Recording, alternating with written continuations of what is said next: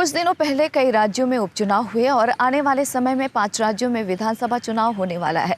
ऐसे में सत्ताधारी दल अपने काम के बलबूते पर जनता का एक बार फिर से भरोसा जीतना चाहते हैं, तो वहीं दूसरी ओर विपक्षी दल लगातार नाकामियों को गिना रहे हैं।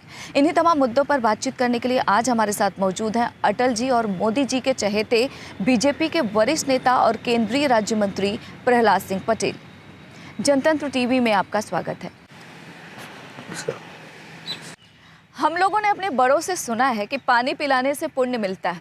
आपने जो बीड़ा उठाया हर घर जल पहुंचाने का, वो कब तक पूरा हो जाएगा? इस बात के लिए अगर देश को धन्यवाद देना है तो आदरणीय प्रधानमंत्री जी को देना चाहिए। पानी की बातें बहुत चलती रही, लेकिन उसके प्रबंधन का और पूरे चरण सहित उसका प्लान करने का अगर किसी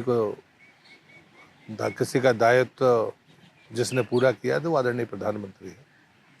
मूल बात है कि पानी हमारे पास उतना ही है। जब देश आज़ाद हुआ था और आबादी 40 करोड़ थी, लेकिन आज आबादी 100 करोड़ से ऊपर हो गई है, 120 करोड़। पानी उतना ही है। प्रबंधन में हमने बांध बनाए सिंचाई के लिए, लेकिन पीने के पानी की चिंता नहीं की। लेकिन प्रधानमंत्री ने 3 बातें कही हैं कि खाली घर घर तक जल नहीं पहुंचाना है, जल की आपूर्ति सुनिश्चित हो, इसलिए उसका स्रोत कैसा है वो 12मासी और आने वाले वर्षों तक वो रहेगा या नहीं रहेगा, इसको तय किया जाए। फिर पानी पहुंच जाए, पाइपलाइन डल जाए, घर तक पानी पहुंच जाए, इसका प्रबंधन कौन करेगा? क्योंकि अगर बिजली का बिल जमा नहीं होगा या पाइपलाइन फूट जाएगी तो प्लम्बर कहाँ से आएगा? टेक्निकल सपोर्ट, इसके लिए पानी समितियां बननी चाहिए और उसका रास्ता निकले। पानी पहुंच गया, लेकिन सोर्स में अगर कोई दोष है या रास्ते में कोई गड़बड़ हो गई है या लास्ट पॉइंट पे पहुंचते पहुंचते पानी की क्वालिटी अच्छी नहीं है, तो हर पंचायत में 5 मातृशक्ति को, हमारी बहनों को प्रशिक्षित करना, ताकि वो हफ्ते में एक बार 5 जगह पर सैंपल ले, सोर्स पर, आखिरी में और बीच में रैंडम जहाँ पर भी वो चाहे, और इसलिए इसकी क्वालिटी भी मेंटेन होना। अगर उनको डाउट लगता है तो वो अपने डिस्ट्रिक्ट के उसमें भी सैंपल भेजकर उसको टेस्ट करा सकते हैं। इसका मतलब है पानी की आपूर्ति पूरी होना, उस योजना के प्रबंधन की चिंता करना, पानी की क्वालिटी बनी रहे। जो दूसरी बात आपने पूछी है वो सबसे महत्वपूर्ण है। देश की मैपिंग की गई है, कुछ राज्यों ने अपने लक्ष्य को पूरा कर लिया। उसमें तेलंगाना है, गोवा है, हरियाणा है, 2 यूटी हैं, आपका लक्षद्वीप है और अंडमान निकोबार है, इनने पूरा कर लिया। लेकिन अभी भी कुछ को 2022 में पूरा करना है, कुछ को 2023 में पूरा करना है, और एक आध राज्य ऐसा है जिसको 2024 में पूरा करना है, मार्च में। लेकिन 100% घरों तक पानी पहुँचे, ये सिर्फ हम आंकड़ों से नहीं मान सकते हैं। उसके लिए थर्ड पार्टी असेसमेंट है। हमने लेब के नेटवर्क को भी बनाया है कि ब्लॉक लेवल पर कुछ राज्यों ने बनाया है, लेकिन कुछ ने डिस्ट्रिक्ट लेवल पर बनाया है। NABL के स्तर पर उनकी कैटेगरी होनी चाहिए, और हम इसलिए एक स्तर इसको भी रखते हैं कि आप ये तय करिए कि आपकी कितनी लैब की, आपका स्तर क्या है, ताकि पानी की क्वालिटी में योगदान वो कर सके। और अंतिम बात मैं कहूँगा कि विलेज एक्शन प्लान, ये सबसे अहम बात है कि अगर हमने गांव के नक्शे को बनाया, क्योंकि पानी सिर्फ पीने की बात नहीं है, स्वास्थ्य उससे जुड़ा है, स्वच्छता उससे जुड़ी है। क्योंकि हमारा तीसरा जो मिशन है वो ये है कि हर आंगनबाड़ी में, स्कूल में, अस्पताल में, मार्केट प्लेसेस पर, धार्मिक स्थान पर, इन जगह पर पानी भी होना और शौचालय भी होना। अगर शौचालय ऑपरेशनल बनाना है तो बिना पानी के नहीं हो सकता। इसलिए जल जीवन मिशन सिर्फ घर तक पानी पहुंचाने का उद्देश्य नहीं है, ये पूरी व्यापक योजना है जो मुझे लगता है कि समय पर पूरा होगी। कुछ ने समय के पहले पूरा किया है, मैं उनको बधाई देता हूँ, लेकिन प्रधानमंत्री के इस दूरदर्शी विजन के लिए मैं उनका अभिनंदन करता हूँ। इसका अगर बुंदेलखंड की बात करें तो आप उसके पास से ही आते हैं और समस्याओं से पूरी तरीके से वाकिफ़ हैं। वहाँ की समस्या सदियों से बनी हुई है, लोग बहुत परेशान हैं, सूखे की समस्या है। उनकी समस्याएं दूर हों, उसके लिए आप लोग क्या कर रहे हैं? नहीं, मुझे लगता है कि मैं उसी अनुभव के आधार पर ये समाधान दे रहा हूँ। पहले मैं स्टैंडिंग कमेटी में था, उस समय रूरल डेवलपमेंट में ही पेयजल और स्वच्छता वहाँ पर रहा करता था। 2 बातें, एक है पीने के पानी का प्रबंध और दूसरा है सिंचाई का प्रबंध। लेकिन मैं ये मानता हूँ कि बुंदेलखंड में जो बरसात होती है वो बरसात 100 वर्षों का अगर हम आंकड़ा देखें तो उसमें कोई बहुत अंतर नहीं होता है। हर तीसरे चौथे साल में एक कम वर्षा का वो आता है, लेकिन वहाँ की जो हमारी जल संरचनाएं थी उनको हमने सुधारने की बजाय उनको बिगाड़ने का काम किया। उदाहरण के लिए कि अगर कोई तालाब में पानी आ रहा और हमने उसमें पंचायत वाले ने सीसी रोड बना दी तो पानी तालाब की बजाय बाहर चला गया। एक दूसरा, हमने कभी रीसिल्टिंग के बारे में नहीं सोचा, वो चाहे हमारे छोटे तालाब हों और चाहे सिंचाई वाले तालाब हों। प्रधानमंत्री का जो दूसरा अभियान है वो यही है कि हम उनकी कैपेसिटी को कम ना होने दें और धार्मिक तौर पर निष्ठा के साथ, संकल्प के साथ उसको डिसिल्ट करने का काम करें। तो मुझे लगता है कि ये गलती पिछले समय में हुई है, गलती को सुधारने का काम हो रहा है। तीसरी बात जो मैंने पहले भी आपसे कही है कि अब बांध सिर्फ सिंचाई के पानी के लिए नहीं है, सामूहिक पेयजल योजनाएं उससे संचालित हो रही। मेरे ही क्षेत्र में, बुंदेलखंड का ही क्षेत्र है दमोह, एक ही सद्धरू बांध से 3 विधानसभाओं के लगभग 700 से गाँव को पानी मिल रहा है। ऐसी 3 योजनाएं मेरे ही क्षेत्र में चल रही हैं। तो ग्रुप ड्रिंकिंग वाटर स्कीम्स का मतलब ही ये है कि अंडरग्राउंड सोर्स अगर नहीं है, कंटिन्यूएशन है, इससे अच्छा आप किसी बड़ी बांध से पानी लेकर और गांव तक पहुंचाइए। गांव के डिस्ट्रीब्यूशन सिस्टम में जो ओवरहेड टैंक होगा या इंटेक वेल होगा, या तो ज़मीन पर होगा या हाई पर होगा, लेकिन अगर ग्रेविटी से पानी जाता है तो मुझे लगता है कि ये उस पंचायत के लिए बेहतर होगा, क्योंकि उसको बिजली के बिल से मुक्ति मिलेगी। खाली उसको घर घर तक पानी पहुँचाना है, विधिवत पहुँचाना है, और ये काम भारत सरकार कर रही है। अगर आपकी बात करें तो देखा जाए, आप अटल बिहारी वाजपेयी और पीएम मोदी जी दोनों ही प्रधानमंत्रियों के काफ़ी चहेते माने जाते हैं। आप काम टारगेट पर जो दिया जाता है समय पर पूरा कर लेते हैं या कोई और वजह है? नहीं, मुझे लगता है कि मैं इसमें कोई टिप्पणी नहीं करूंगा। मैं सौभाग्यशाली समझता हूं कि मुझे 2 महान लोगों के साथ में काम करने का मौका है। अब मैं नेता के दृष्टिकोण के बारे में कोई टिप्पणी नहीं करूंगा, पर मैं मानता हूं कि मैं हमेशा से मानता हूं जो काम दिया जाए वो छोटा बड़ा नहीं होता, हमें उसे करने में पूरी सामर्थ्य लगानी चाहिए और ईमानदारी के साथ करना चाहिए। मेरी निष्ठा इस बात पर है कि ईमानदारी से काम करना चाहिए, और मैं छोटा कार्य करता हूं तो अपने ढंग से करता रहता हूं। अगर आपकी बात करें तो आप प्रशासनिक सेवा की परीक्षा भी पास कर चुके थे, आप डीएसपी बन सकते थे, आराम से ज़िंदगी जी सकते थे, लेकिन आपने राजनीति को चुना, क्यों? मुझे लगता है कि इसके बहुत कठिन बात नहीं है। जो लोग ये सोचते हैं कि ये परीक्षा बड़ा भारी काम है, मैं ऐसा नहीं मानता। मैं बाद में भी 99 में डायरेक्टर जनरल NYKS रहा हूँ, नॉन IAS, और वहाँ पर भी 7-8 महीने मुझे काम करने का मौका मिला है। नौकरी तो मैंने ज़िंदगी में की है 8-9 महीने डायरेक्टर जनरल NYKS के तौर पर। मुझे लगता है ये बहुत ऐसी चीज़ें नहीं है जो जिसको कहा जाए कि सब कुछ दुनिया में यही है। हाँ, मुझे लगता है प्रतिस्पर्धा में भाग लेना और उसमें सफल होने का जो आत्मसंतोष होता है, उससे ज़्यादा मैं नहीं मानता। लेकिन अगर आप सरकारी नौकरी करते हैं तो आप अपने RR से बाहर नहीं जा सकते हैं, लेकिन सार्वजनिक जीवन में अगर आप काम करते हैं तो आप बड़े कठोर और दूरगामी फैसले ले सकते हैं। ये आज़ादी आपको मिलती है और मुझे लगता है उसका लाभ लेना चाहिए। मध्य प्रदेश में उपचुनाव हुआ, 4 में से 3 सीटों पर आप लोग विजयी हुए। असंतोष जनता में बहुत ज़्यादा था, इसके बावजूद आप लोग जीते। कौन सा जादू चला वहाँ पर? मुझे लगता है कि आकलन करना आप लोगों का काम है, पर मैं ये मानता हूँ कि जो परसेप्शन बनाने की कोशिश की जा रही थी कि मध्य प्रदेश में हालत बड़ी ख़राब है, ईमानदारी की बात यह है कि कांग्रेस वहाँ है नहीं, पर एक रिएक्शनरी जो वोट मिल जाता है शायद कांग्रेस को वही मिला होगा।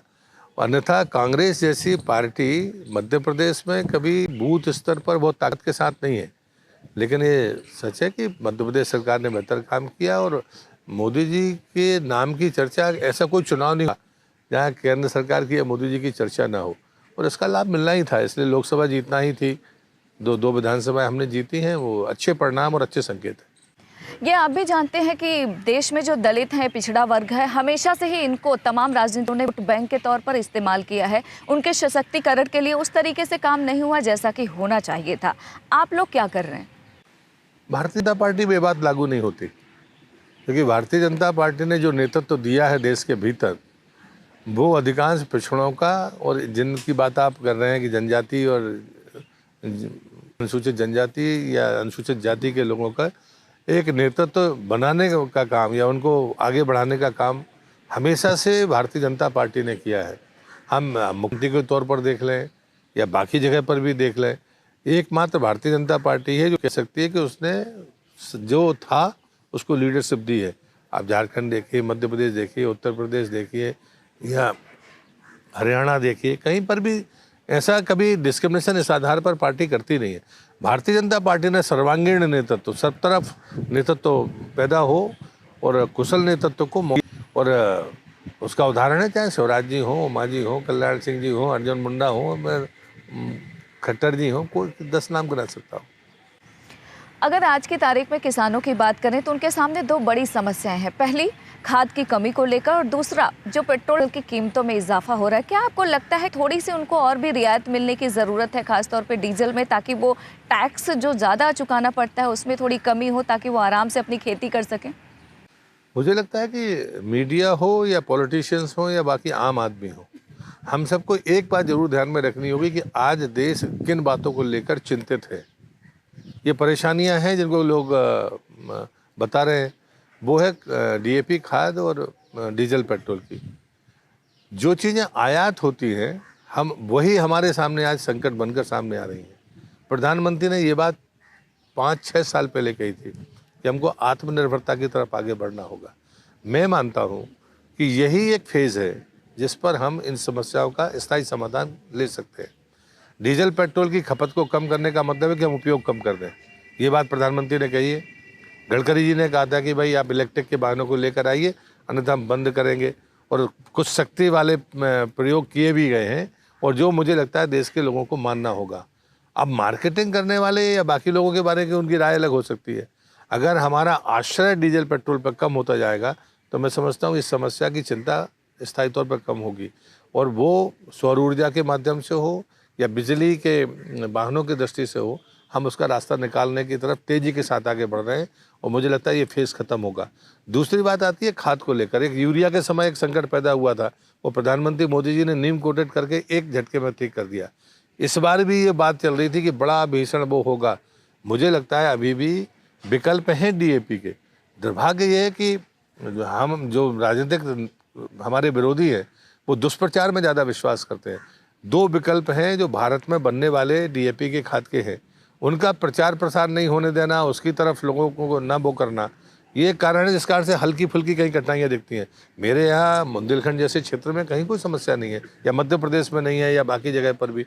लेकिन कांग्रेस ने पहले हवा बनाने की कोशिश की थी, लेकिन सरकार ने बेहतरीन ढंग से उसको मैनेजमेंट किया। और देखिए, एक बात वो ध्यान रखनी पड़ेगी कि कांग्रेस बहुत गलत स्टैंड लेती है। वो आप कोरोना के समय वैक्सीन के मामले में देख लीजिए, मतलब राष्ट्र के खिलाफ चले जाना। नई चीज़ों की चुनौतियां जब सामने आती हैं तो हमें मिलजुल कर उनका रास्ता निकालना चाहिए। कभी कांग्रेस इस पर अभिमत नहीं देती कि जो चीज़ें आयात होती है उसके रेगुलेशन, उसको रेगुलेट करने का काम तो भारत सरकार नहीं कर सकती, सब्सिडी देने का कर सकती है। वो अभी कर दिया भारत सरकार ने। एक साथ कहा कि भाई हर दिन बनता था, अगर 20 पैसे भी बढ़ते थे तो समाचार में दिखता था। एक साथ 15 रुपया, 12 रुपया या 10 रुपया डीजल पेट्रोल पर कम कर देना, तो सरकार को जो चीज़ लगती है वो सख्ती के साथ और तेज़ी के साथ, प्लान के साथ करती है। लेकिन हर दिन इन बातों पर चर्चा हो, मुझे लगता है कि ये ठीक नहीं है। हम बात कर रहे हैं केंद्रीय जल शक्ति मंत्री प्रहलाद सिंह पटेल से। संसद का शीतकालीन सत्र शुरू होने वाला है। जो किसान आंदोलन लंबे समय से कर रहे हैं वो एक बार फिर से ट्रैक्टर से संसद को घेरने की कवायद शुरू कर दी है। दूसरी ओर अगर विपक्षी दलों की बात करें तो वो भी तमाम मुद्दे लेकर सरकार को घेरने की जुगत में है। इससे कैसे निपटेंगे आप लोग? आश्चर्यजनक बात यह है कि मैं सिर्फ वकालत नहीं कर रहा। आज़ादी के बाद सर्वाधिक तरीके से अगर किसानों के हित में किसी सरकार ने काम किया तो वो मोदी सरकार है। मैं किसान नेता हूँ और मूलतः किसान हूँ और किसान नेता हूँ, और ऐसा नहीं कि कोई किसान नेता जो कुर्ते पहन के जाते हैं ऐसा किसान नेता नहीं हूँ। वो जो किसान नेता देश में राजनीति कर रहे हैं शायद वो भी इस बात को अच्छी तरह से जानते हैं। लेकिन मुझे लगता है कि जिन मुद्दों पर बैठकर बातचीत होनी थी उसमें तकरार के रास्ते पर जाना, ये षड्यंत्र लगता है। अन्यथा आप कानूनों की कमियों को अगर बताएं। दूसरी बात है कि सुप्रीम कोर्ट ने उनको हेल्ड अप कर रखा है, और तीसरी बात है कि जब कृषि कानूनों को मानना नहीं मानना राज्य सरकारों के विवेक पर निर्भर करता है, तो फिर आंदोलन किस बात का है? अगर आपको कानून पसंद नहीं है तो आप अपने राज्य में लागू मत करिए। तो इस रास्ते पर आप नहीं गए, लेकिन आप आंदोलनकारियों को हवा देने का पाप कर रहे हैं। तो ये न्यूसेंस पैदा करने की कोशिश थी कि कैसे भी सरकार के खिलाफ बोलने के लिए कुछ नहीं है, इसलिए एक मोर्चा मिला है उसका उपयोग कर लो या किसी मंच का उपयोग कर लो। इससे ज़्यादा मैं नहीं देखता। जम्मू कश्मीर की अगर बात करें तो प्रधानमंत्री ने कहा कि केंद्र के सभी मंत्री जम्मू कश्मीर जाएंगे और वहां पर रात भी गुजारेंगे, लेकिन अभी देखने में मिल रहा है कि बाहर से जो मजदूर काम करने गए हैं उनको टारगेट किया जा रहा है, उनको मारा जा रहा है। जम्मू कश्मीर में क्या देख रहे हैं? मुझे लगता है कि दोनों बातों को मिक्स किए बगैर अगर हम विचार करें कि एक तरफ मान भी लें कि अगर ये चुनौती है, टारगेट किलिंग तो बात की बात है।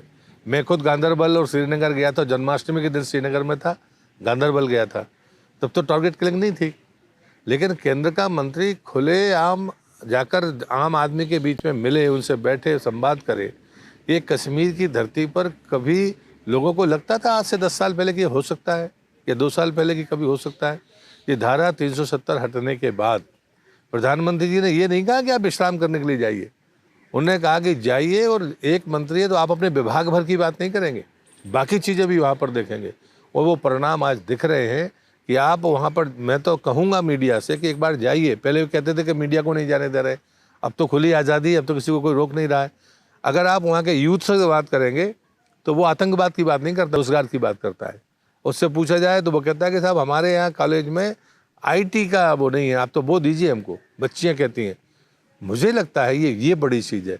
उनको कभी पीने का पानी नहीं मिला। गांधरबल और श्रीनगर की उन इकाइयों से लगभग 100 से ज़्यादा गाँवों को 100% घरों तक पानी पहुँचा है। ये कभी उन्हें ज़िंदगी में सोचा नहीं। ठंड के समय पानी मिलेगा पहाड़ पर, ये कभी कल्पना नहीं की कि 5 मीटर नीचे पाइपलाइन जाएगी और आपको ठंड में भी पानी मिलेगा। ये जो परिवर्तन है, ये परिवर्तन आप 1 साल बाद देखेंगे। लेह हो, जम्मू हो, कश्मीर, श्रीनगर की वैली हो, कहीं पर भी आप देखेंगे ये डेवलपमेंट के उदाहरण आदमी को याद रखेंगे। और वही जो ज़िंदगी में उनको कभी कल्पना नहीं थी देखने की, तो बात छोड़ दीजिए, वो पूरे होते जम्मू कश्मीर में दिख रहे हैं। ये इन प्रवासों का फ़ायदा है। इसके अलावा अगर आने वाले समय की बात करें तो 2022 में 5 राज्यों में विधानसभा चुनाव है, यूपी है, उत्तराखंड है, पंजाब है। लेकिन अगर खास तौर पे हम उत्तर प्रदेश की बात करें तो अखिलेश यादव कहते हैं कि योगी सरकार ने तो यूपी में कोई काम ही नहीं किया, उनके काम का केवल फीता काट रहे हैं। ये कहते कहते 5 साल उन्होंने गुजार दिए। 5 साल में जो उत्तर प्रदेश में हुआ है वो देश देख रहा है।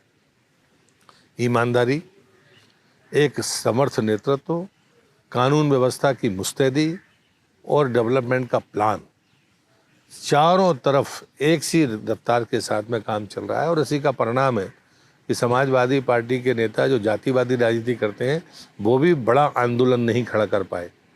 ये बात उनका जवाब देना होगा। अगर वो विरोध की राजनीति करते थे, वो कोई काम नहीं हुआ, तो फिर जन आंदोलन खड़ा होना चाहिए। उत्तर प्रदेश की धरती पर इन 5 वर्षों में कोई बड़ा विरोध का जन आंदोलन कोई भी पार्टी खड़ी नहीं कर पाई है। ये योगी सरकार की सफलता का पैमाना है। और वहाँ पर एक कहते हैं ना, डबल इंजन की सरकार है।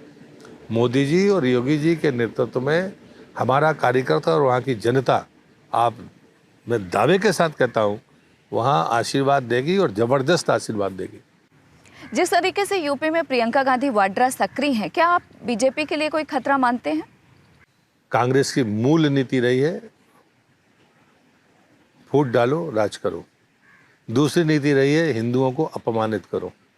ये उनकी नीति का हिस्सा है। मैं उनसे कहता हूँ, वोट अपनी जगह पर है, वोट की भूख ऐसी नहीं होनी चाहिए कि हम अपनी सांस्कृतिक विरासत को भी खा जाएं। सलमान खुर्शीद क्या बोल रहे हैं, राशिद अल्वी क्या बोल रहे हैं, राहुल गांधी क्या बोल रहे हैं, सोनिया गांधी क्या बोलती हैं, मैं उनसे पूछता हूँ और बड़ी विनम्रता से कहता भी हूँ, ज़रा हिंदुओं के अलावा वो चर्च जाते हैं, ज़रा उस पर टिप्पणी करके बताएं कि उनके बारे में उनका मत क्या है। ज़रा इस्लाम के बारे में बोलें और टिप्पणी करके बताएं उनकी कोई राय है कि नहीं। हिंदुओं पर तो बहुत राय दी जाती है, हमारी परंपराओं के बारे में तो खुलेआम बोलने की आपकी सामर्थ्य है। ज़रा दूसरे के बारे में बोल के बताइए, तब हम जाने कि आप बहुत बड़े धर्मनिरपेक्ष। ये जो प्रवृत्ति है कांग्रेस की, ये बांटने की, लड़ाने की प्रवृत्ति है, और उससे कांग्रेस बाज नहीं आ रही है, उसी में पराभव हुआ है। और इसलिए मुझे लगता है वो वहीं पर अटक कर रह गए हैं, इसलिए उनका अस्तित्व वहाँ पर कुछ है नहीं। क्योंकि सलमान खुर्शीद की किताब एक बोको से किया, इसे आप कैसे देखते हैं? नहीं, मैं इतना ही कहता हूँ कि देश और दुनिया में रहने वाले उन आध्यात्मिक उदारवादी और सहिष्णु लोगों को सावधान हो जाना चाहिए। एक पढ़ा लिखा सौम्य चेहरे वाला व्यक्ति भीतर से कितना जहरीला होता है, सलमान खुर्शीद उसके प्रतीक है। फिर राशिद अल्वी बोल गए। सुंदर चेहरा और पढ़े लिखा होना, इससे काम नहीं चलेगा। सौम्यता से आप जहरीली बातें कहें, ये चलेगा नहीं। लेकिन लोगों को सावधान हो जाना चाहिए कि ये तरीका बहुत खतरनाक है। ये जहर में बुझे हुए तीर हैं, इनसे सावधान रहने की ज़रूरत है। क्या आपको लगता है कि सलमान खुर्शीद ने हिंदुत्व का अपमान किया है? बहुत छोटा शब्द है। मैंने कहा ना कि इनके भीतर जहर भरा हुआ है। अगर कोई हिंदुत्व को नहीं समझ पाया, भारतीय संस्कृति को नहीं समझ पाया, जब से मानव सभ्यता ने मूर्त रूप लिया है, तब से उदारवादी, सहिष्णु और परोपकारी भाव से आध्यात्मिकता के सामर्थ्य के साथ अगर कोई जीवन शैली है तो वो सनातन परंपरा हिंदुत्व है। हालांकि सलमान खुर्शीद ने अब सफाई दी है और कहा है कि उन्होंने लिखा था उसको तोड़ मरोड़ कर पेश किया गया। बाद में आप कुछ भी कहते रहिए, जो पहले आप गालियाँ दीजिए, बाद में उसकी सफाई दे दीजिए। मैंने कहा ना, ये सोची समझी नीति है। क्योंकि राशिद अल्वी भी कहते हैं कि जो जय श्री राम बोलते हैं उनकी तुलना राक्षसों से कर दी है। भाई, हमने कहा ना कि हिंदुओं पर और हिंदुओं के मानदंडों पर तो बहुत टिप्पणी होती है। जरा इस्लाम के बारे में वो अपनी राय बताएं तो अच्छा रहेगा। क्या आपको लगता है कि क्योंकि उत्तर प्रदेश में विधानसभा चुनाव है, इस तरीके की जो बयानबाजी कांग्रेस पार्टी की तरफ से हो रही है, ये एक सोची समझी साजिश है? मैं पहले ही कह चुका हूँ, ये कांग्रेस की सोची समझी नीति है। दिग्विजय सिंह का भी एक बयान सामने आया है जिसमें उन्होंने कहा है कि वीर सावरकर धार्मिक नहीं थे क्योंकि उनको बीफ खाने पर कभी कोई ऐतराज नहीं था। उनके इस बयान को कैसे देखते हैं आप? मैं टिप्पणी नहीं करना चाहता दिग्विजय सिंह की बातों पर। अब मुझे लगता है कि कुछ लोगों की बातों का जवाब ना दिया जाए, ये देश हित में भी है और ज़्यादा बेहतर होगा। अगर चुनाव की बात करें, जिस तरीके से आज की तारीख में हालात बने हुए हैं, आपको क्या लगता है कि ऐसी कौन सी वजह है कि भारतीय जनता पार्टी को एक बार फिर से देश की जनता चुनेगी? सिर्फ और सिर्फ विकास और ईमानदार, परिश्रमी और दूरदर्शी नेतृत्व जो देश के लिए ही काम करता है, जिसका एक मिनट भी निजी जीवन के लिए नहीं है। 20 साल में अगर प्रधानमंत्री कोई छुट्टी नहीं लेते, बीमार नहीं होते, तो दैवी कृपा के अलावा कुछ नहीं है।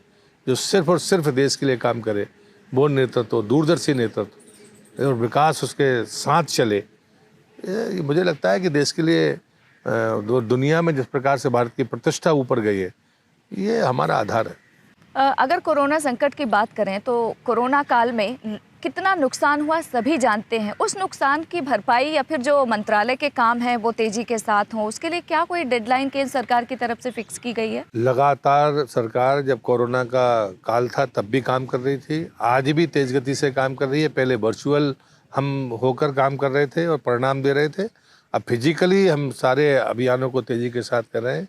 और मुझे लगता है कि और तेज गति से, दुगनी गति से जो काम पीछे रह गए हैं, महीने 2 महीने जिनमें फ़र्क आया है, उनका असेसमेंट हो रहा है और हम उसका कोई वैकल्पिक रास्ता निकाल कर समय के साथ अपने टारगेट को अचीव करने के बारे में सरकार का हर मंत्री, सरकार का हर कारंदा इस बारे में पूरी तरह से सजगता के साथ काम कर रहा है। किसान आंदोलन की अगर बात करें सर, तो लंबे समय से सड़क पर हैं, आंदोलन कर रहे हैं और उनकी नाराज़गी साफ तौर पर दिख रही है। क्या आपको लगता है कि आने वाले समय में चुनाव पर इसका असर पड़ेगा बीजेपी में? मैं बिल्कुल नहीं मानता। मैं अपनी बात कह चुका हूँ। किसान आंदोलन सिर्फ हथियार के तौर पर उपयोग करने वाली बात है, अन्यथा इससे ज़्यादा कुछ नहीं। आखिरी सवाल, उत्तर प्रदेश में विधानसभा चुनाव है, ऐसे में आपको क्या लगता है कि केंद्र सरकार और योगी सरकार की वो कौन सी नीतियां हैं जिसके चलते यूपी की जनता एक बार फिर से बीजेपी को चुनेगी? गिनाने के लिए मेरे पास में सैकड़ों लिस्ट है राज्य की और केंद्र की नीतियों को लेकर।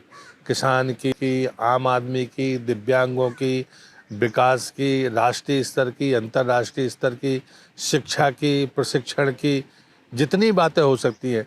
हमारे देश में अनाज के भंडारण को लेकर, जहाँ फूड प्रोसेसिंग की अगर मैं बात करूं, तो अगर अनाज सड़ जाता है तो ये किसान भर का नुकसान नहीं है, किसी व्यापारी का नहीं, देश का नुकसान होता है। हम सड़ने से पूरी तरह ना बचा पाएँ, लेकिन उसकी उम्र तो बढ़ा सकते हैं कि 20 दिन तक अगर हमने रोक लिया तो हम राष्ट्र का भला करेंगे। ऐसी कोई चीज़ नहीं है।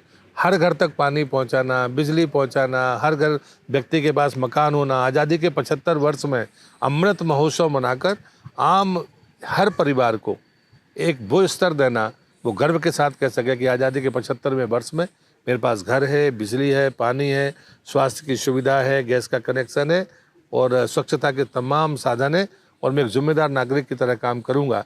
ये है हमारा आधार। आपने हमें समय दिया, उसके लिए आपका बहुत बहुत शुक्रिया। बहुत धन्यवाद आपका। तो आप सुन रहे थे केंद्रीय मंत्री प्रहलाद सिंह पटेल को, जिन्होंने तमाम सवालों के जवाब बड़े ही बेबाकी के साथ दिए। फिलहाल आप हमें और हमारी टीम को इजाजत दीजिए और देखते रहिए जनतंत्र TV.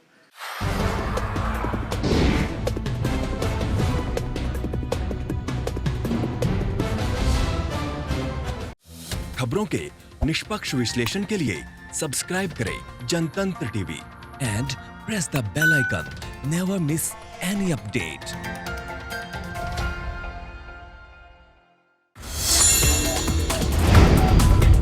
Download the Janatantra TV app, available on Google Play and App Store. Download it now.